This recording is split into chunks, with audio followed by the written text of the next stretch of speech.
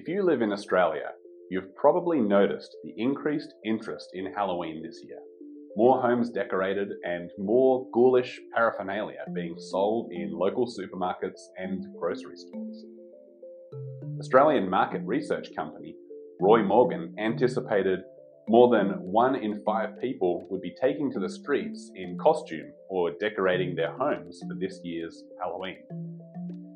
They anticipated that the average person would be spending $103 on Halloween, up 11% over 2024.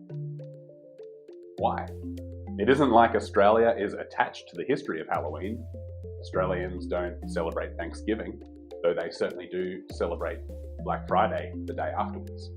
And this exposes part of the reason why Halloween is becoming so popular.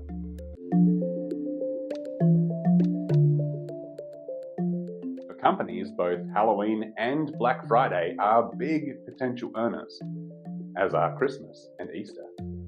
Hence the heavy lean towards materialism, gifts, lollies, decorations, and of course all those sales. And Australians are quite literally buying into it. But have you stopped to consider if you should?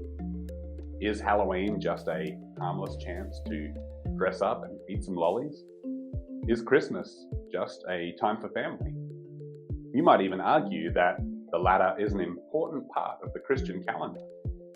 The Christian Bible commands us in 1 Thessalonians 5 verse 21 to prove all things, hold fast to that which is good. Can we prove Christmas, Easter, and Halloween in the Bible? If not, we could find ourselves holding fast to something that is not good but is actually pagan. What holidays or holy days should Christians observe?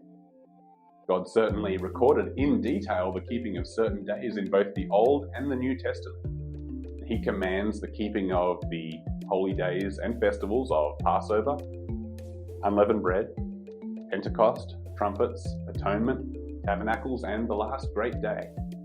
But in all likelihood, you haven't heard of half of these days.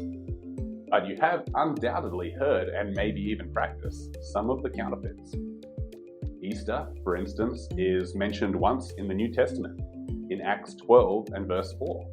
But it is a mistranslation of the original Greek word Pascha, and should be translated Passover.